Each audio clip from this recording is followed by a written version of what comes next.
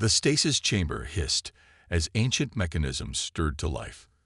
Commander Hannah Park's eyes opened for the first time in 12,000 years, her mind momentarily disoriented as neural pathways reactivated. The last thing she remembered was the decision, the desperate gamble to preserve what remained of humanity. Revival protocol initiated. Security breach detected, announced the facility eye. Across from her, a wide-eyed alien with feathery skin appendages stumbled backward in shock, dropping a research scanner. The alien, Tahoe, had been part of a xenorchaeological expedition, studying what they believed to be ruins of an extinct civilization. Impossible, Tahoe whispered, his translator unit struggling with the emotional inflection. The humans were wiped out in the Great Calamity. You're just stories to frighten children. Hannah's military training kicked in as she assessed the situation. The display panel showed emergency revival cascades spreading throughout the facility. More pods were activating. Your intrusion has awakened us, she said simply, reaching for the facility controls. And humanity does not appreciate being disturbed.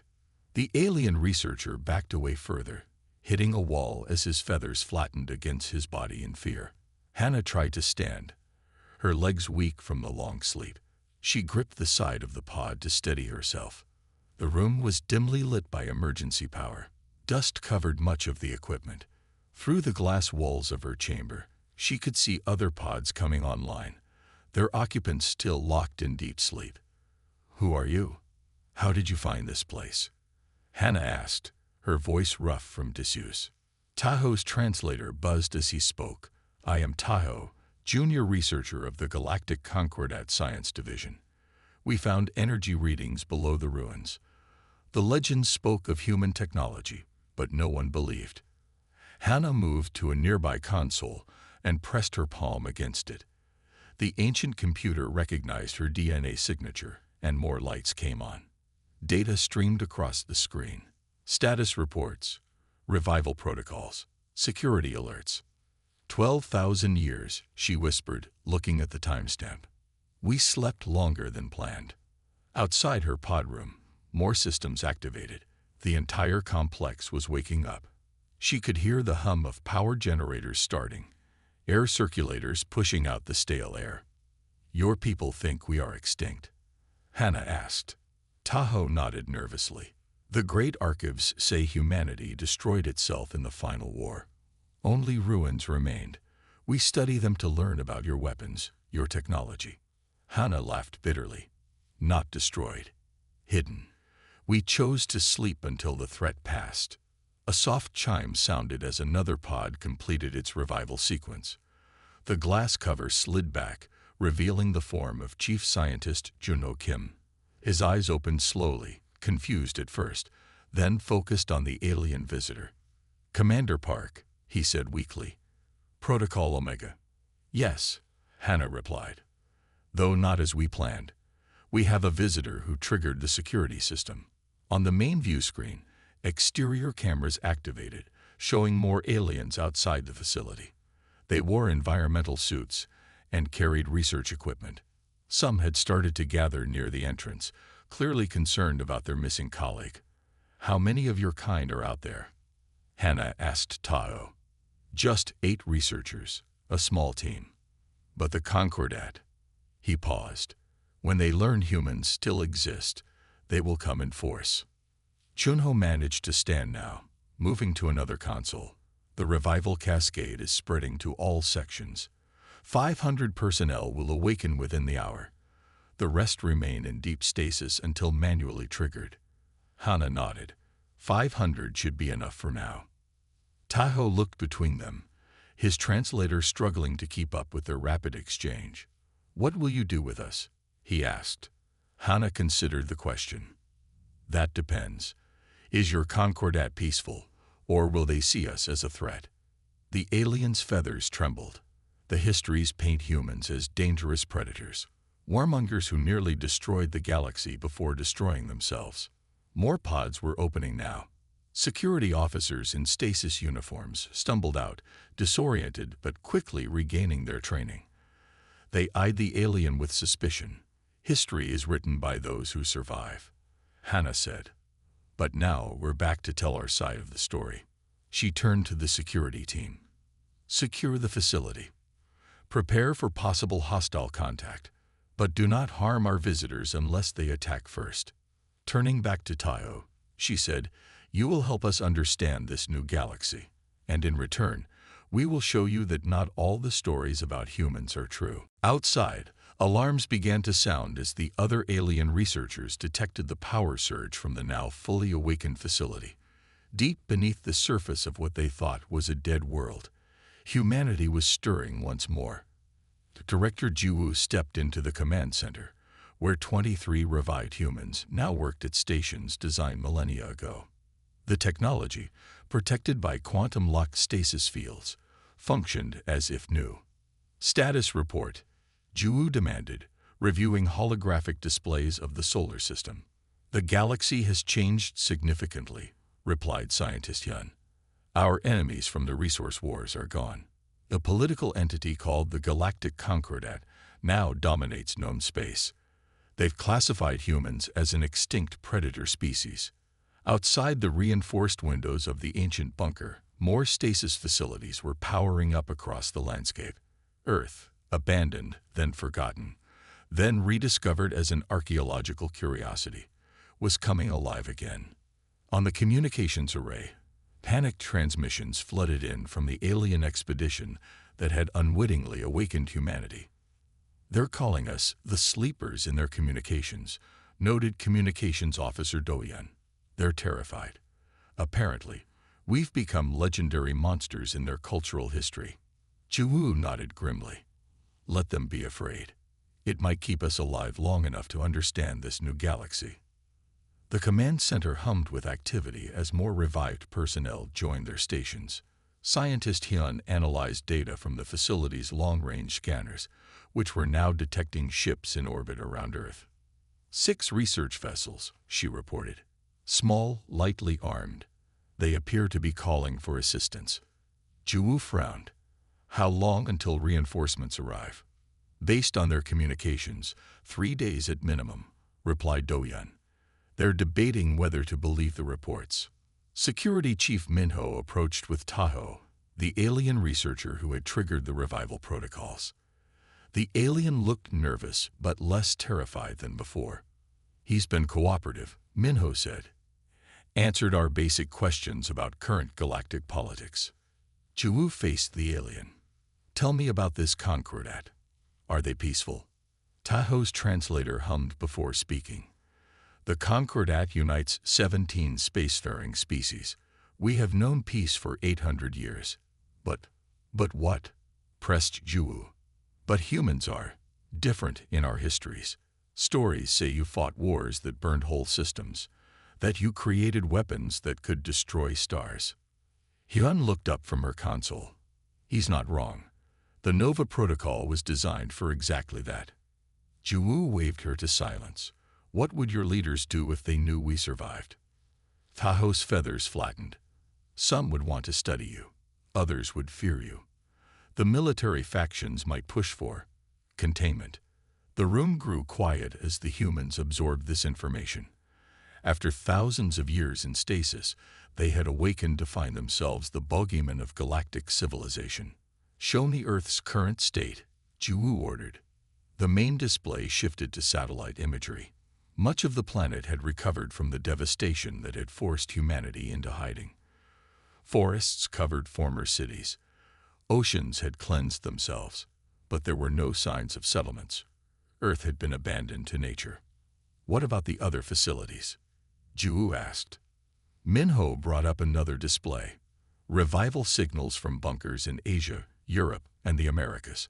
Approximately 5,000 personnel awakening worldwide. And the deep space stations. No response yet.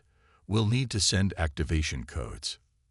Jiwoo paced the command floor, thinking. The situation was precarious. They were vastly outnumbered by the galaxy's current powers and viewed with suspicion or outright fear. Activate the subterranean transport network, she decided. We need to consolidate our awakened personnel before the Concordat sends investigators. As the humans worked, Tejo watched with fascination. The legend said your technology was advanced, but these systems are still beyond our understanding. Quantum-locked stasis fields, explained Hyun. They exist partially outside normal time. For the technology, barely a moment has passed. A warning sounded from the communication station. Do-hyun adjusted his headset. Director, we're picking up military transmissions. The Concordat Defense Force has been alerted. They're sending a response fleet. Jiwoo's face hardened. How many ships? At least 20. Heavily armed. Defensive options. Jiwoo asked Minho. The orbital defense grid is still intact but dormant. It would take at least 12 hours to bring it online. Jiwoo studied the tactical display, considering their options. Humanity had just awakened from a 12,000-year sleep and already faced the possibility of extinction. We need time, she said finally. Do-hyun, prepare a transmission to the Concordat. We'll offer to meet with their representatives. Stall them. And if they don't want to talk? Asked Minho. Jiwoo looked at the awakening signals spreading across the planet. Then we remind them why humans were so feared in the first place. She turned to Taho. Your people have lived with stories about us for millennia. Now it's time to learn the truth. We didn't hide because we were defeated. We hid because what we were fighting was worse than anything your Concordat has ever faced. Outside, the ancient defense systems continued to awaken, preparing for a confrontation no one had anticipated, least of all the Concordat, who believed they were simply investigating ruins. The Galactic Concordat chamber erupted in chaos. Representatives from 17 species argued bitterly over how to respond to humanity's reemergence. Containment is our only option, insisted Admiral Soman of the Concordat Defense Force. The historical records are clear. Humans were warlike and dangerously advanced. The ruins of their weapon systems still litter a dozen worlds. Taho, now serving as a reluctant expert on the awakened species, stood to address the assembly. I've spoken with them. They're not the monsters of our legends. They placed themselves in stasis to survive, not to ambush us millennia later. As the debate raged, a massive energy signature blossomed in the Sol system. Ancient orbital platforms, dormant for thousands of years, began powering up one by one. The defensive grid that once protected humanity now served as a stark warning to potential threats. On Earth, Commander Hannah prepared to meet the incoming Concordat delegation. Her revival team had discovered something disturbing in the old archives, the true reason humanity had chosen to sleep rather than fight. The massive chamber fell silent as the energy readings from Earth appeared on the main display. The ancient human defense grid was coming online, its power signature unlike anything the Concordat had seen before. Admiral Soman's scales darkened with anger. You see, they awaken and immediately activate weapons. This proves my point. The Concordat Chancellor, an elderly being named Yunho, with crystalline features that sparkled under the chamber lights, raised his hand for silence. We must not rush to judgment. Junior researcher Taho has spent time with these humans. Let us hear his full report. Taho stepped forward, his feathers flat against his body in nervousness. All eyes in the chamber turned to him. The humans I met were confused and cautious, but not hostile. They could have killed our research team easily, but chose to talk instead. Their leader, Commander Hannah, has agreed to meet with Concordat representatives. A trap, hissed Soman. They seek to lure our leaders into their grasp. The Council of Science Director, Gina, rose from her seat. Unlike Soman's aggressive posture, her tentacles moved in calm patterns. The human's technology remains beyond our understanding, even after 12,000 years of study.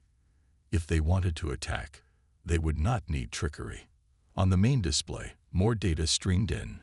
The defense grid now forming around Earth consisted of 37 platforms, each capable of energy projection that could threaten even modern Concordat warships. In a secure chamber below the council hall, a communication link opened. Commander Hannah's face appeared on the screen, addressing the small group of Concordat leaders who had gathered to make first contact. "I understand your concerns," she said. "In your position, I would be cautious too." Chancellor Yunno studied the human with interest. "Your kind has awakened weapons systems that alarm our military. This does not suggest peaceful intentions." Hana nodded. "We activate defenses out of caution, not aggression. Your history paints us as monsters. We have no wish to be destroyed before we can explain ourselves." "Explain what?" asked Gina. "Why did humanity disappear?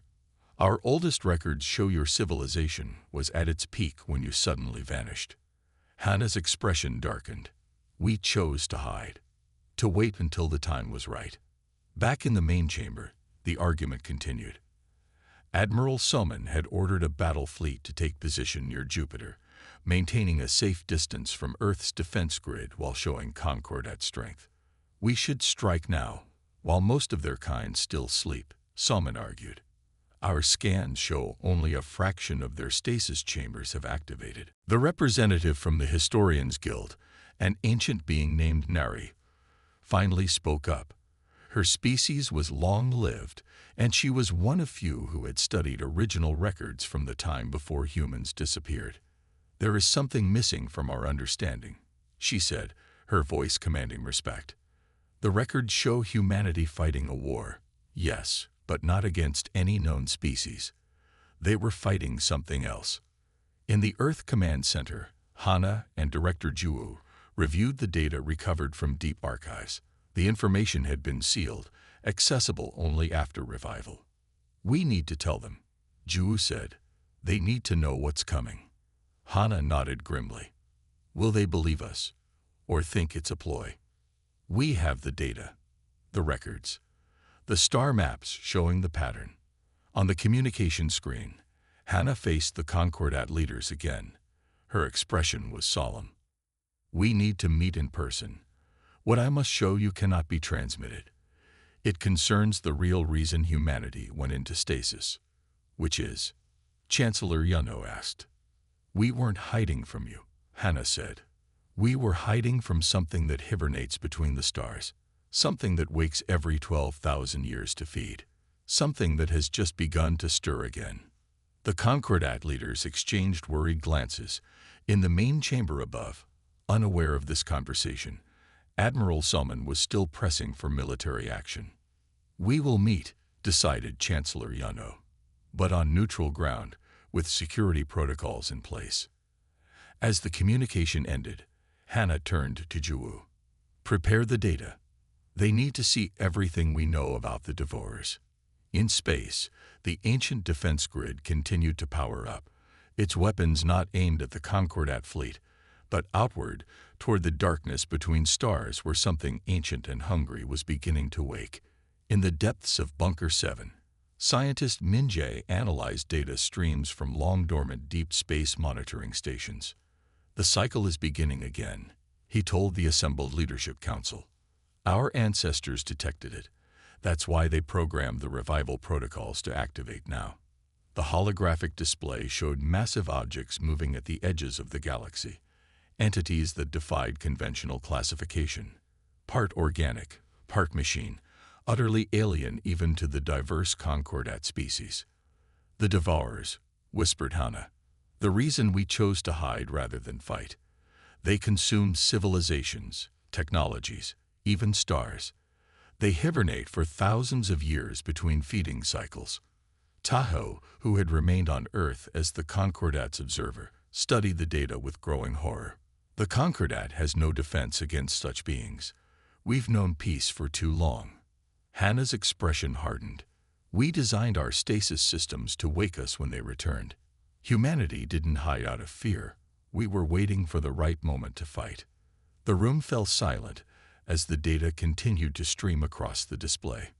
The massive entities moved slowly but with purpose, their path bringing them inexorably toward populated systems. Director Juwu stepped forward, pointing to specific areas on the map. "Our ancestors tracked their last feeding cycle. They follow a pattern, starting at the outer rim and moving inward, consuming everything in their path." "But what are they?" asked Tayo, his feathers trembling slightly.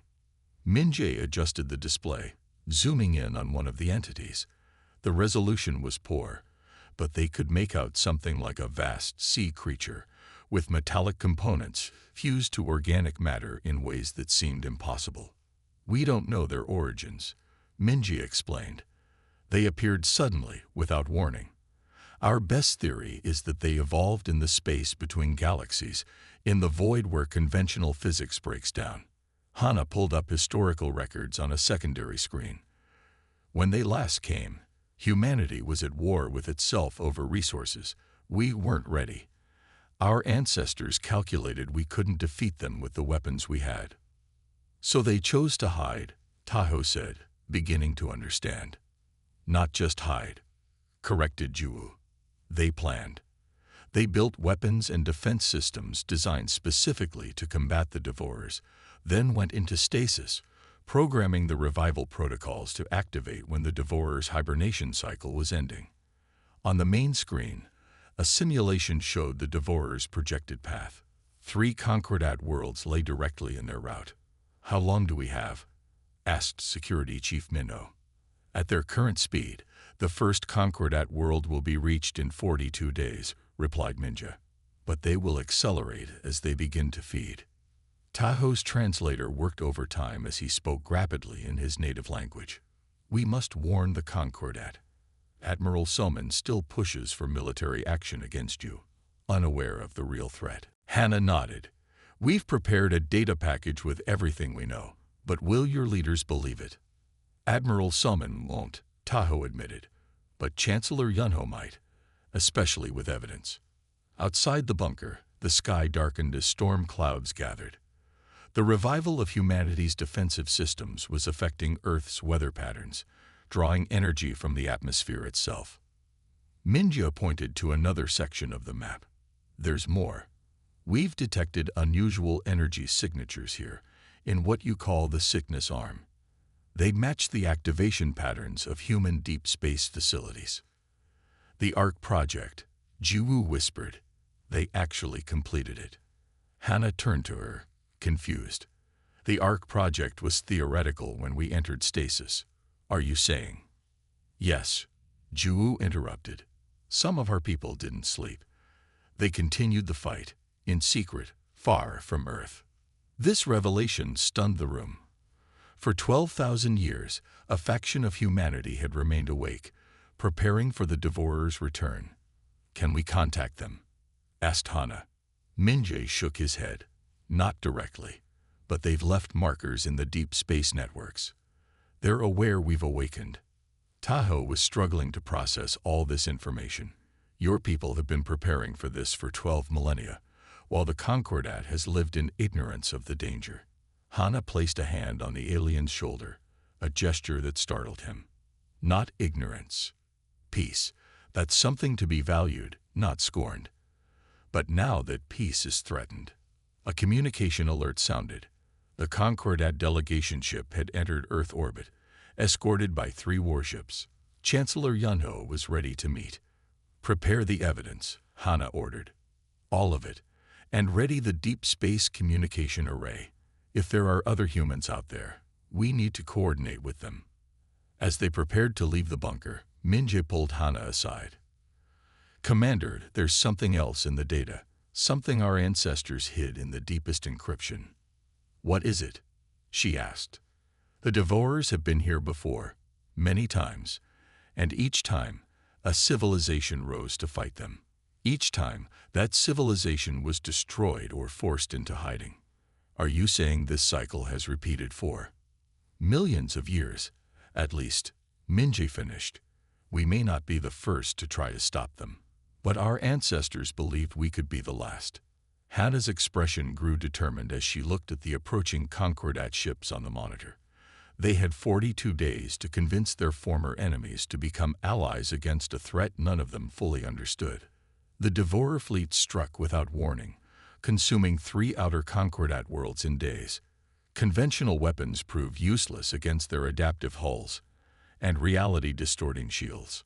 In orbit above Earth, the combined human Concordat command center buzzed with activity. Commander Hannah stood before representatives of 17 alien species that had, until recently, feared humanity's return. The Bastion Protocol was our ancestors' contingency plan, she explained, activating a galaxy-wide display. Red dots illuminated across the map, hidden human facilities on dead worlds, inside asteroids, and within gas giants. We scattered our weapons across the stars and went to sleep, knowing the Devourers would return.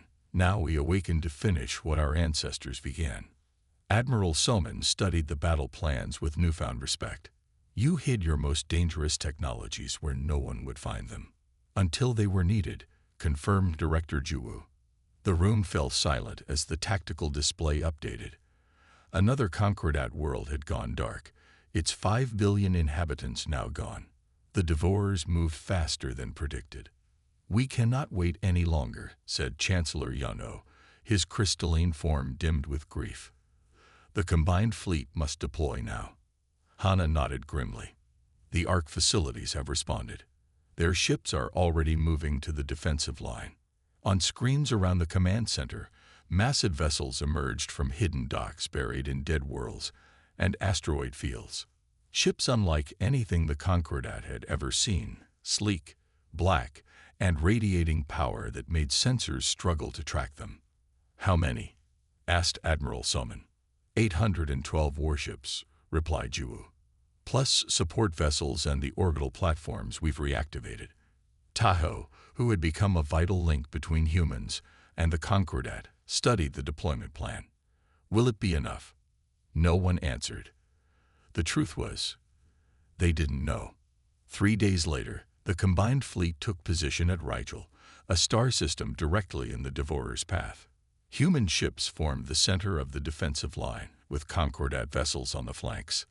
The plan was simple: hold the line, protect the populated worlds behind them, and deploy the Prometheus Protocol if all else failed. The wait was short.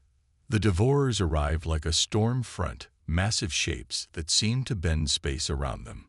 Their hulls shimmered with energy as they sensed the waiting fleet. They're changing course, reported Mindye from his science station. They recognize our weapons. Through the viewport, Hana watched as the first shots were fired. Human energy weapons, designed specifically to penetrate the Devourer's defenses, tore through the void. Some hit their targets, creating wounds in the massive entities. Others were absorbed. The battle joined in earnest. Concordat ships fired in coordinated volleys, following the humans' lead. For hours, the space around Rigel blazed with weapons fire. But the Devourers adapted. Their wounds healed. They learned to predict firing patterns, and they fought back, extending tentacles of pure energy that wrapped around ships and crushed them. We're losing too many vessels, Soman reported. The line won't hold. Hana looked at Juwu, who nodded solemnly. The time had come. Begin Prometheus Protocol, Hana ordered. Throughout the fleet, human ships began to change formation. They moved into precise positions around Rigel, forming a complex geometric pattern. Energy conduits extended between vessels. What are they doing? Yano asked Tahoe. I don't know, the young researcher admitted. They wouldn't explain this part of the plan. From her command chair, Hana sent the final authorization. All ships, execute final sequence. Concordat vessels, withdraw to safe distance now. As the Concordat ships pulled back, the human fleet began to glow. Energy coursed between them, building to impossible levels. The Devourers sensed the danger too late, turning to flee. Now, whispered Hana. The human ships released their energy in a synchronized pulse. The waves struck Rigel, causing the star itself to shimmer. For a moment, nothing seemed to happen. Then, reality itself seemed to fold. Space around the Devourers twisted, collapsed, and exploded outward. The massive entities were torn apart at the quantum level, their matter converted to energy and dispersed harmlessly. The price was high. Over half the human fleet was destroyed in the backlash of the Prometheus Protocol. But the Devourers were gone. 3 months later, Tahoe stood before the Concordat Assembly, now serving as official historian of what was being called the Awakening War. "We feared the return of humanity," he concluded his address, not understanding they had sacrificed everything to protect a future they might never see. They didn't sleep because they were defeated.